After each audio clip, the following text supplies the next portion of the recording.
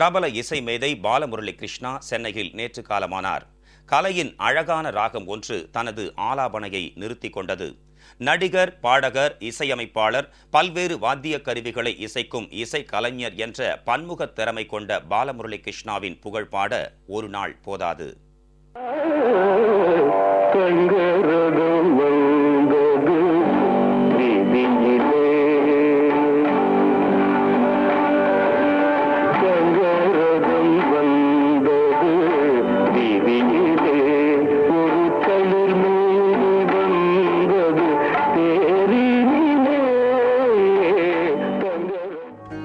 சங்கீதத்தை எட்டிப்பிடிக்க முடியாத 8 வயதில் அரங்கேற்றம்.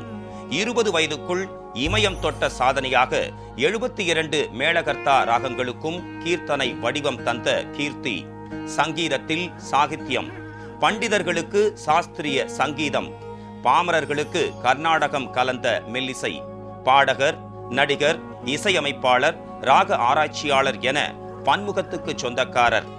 ஒரே முகம் கொண்ட பாலமுரளி கிருஷ்ணா தாயின் கர்ப்பத்தில் உதித்த காலத்திலேயே கலையோடு கலந்துவிட்ட பாலமுரளி கிருஷ்ணா 1930ஆம் ஆண்டு ஆந்திர மாநிலம் கிழக்கு கோதாவரி மாவட்டத்தில் சங்கரகுப்தம் என்ற ஊரில் பிறந்தவர்.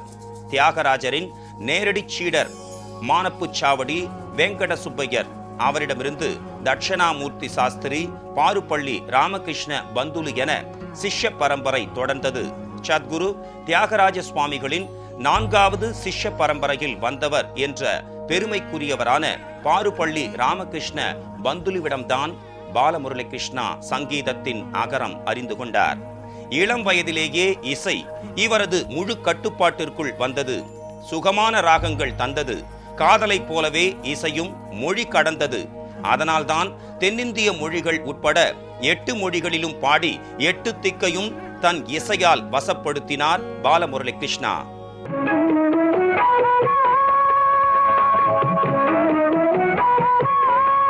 கண்ணன் அழைக்கிறான், சின்ன கண்ணன் அழைக்கிறான், ராதையை பூங்கோதையை அவன் மன்னன் கொண்ட ரகசிய ராகத்தை பாடி சின்ன கண்ணன் அழைக்கிறான். சித்தி, சுமுகம், சர்வஸ்ரீ, ஓம்காரி, கணபதி என்ற பெயர்களில் புதிய ராகங்கள் பாலமுரளி கிருஷ்ணா என்ற இசை பிரம்மாவின் படைப்புகள். இவர் உருவாக்கிய மகதி ராகம் கர்நாடக இசை உலகில் காலம் கடந்தும் பாலமுரளி பெருமை பேசும். இந்த பன்முக படைப்பாளிக்கு வெண் சாமரம் வீசும். Amy சேதுராலிங்க Amy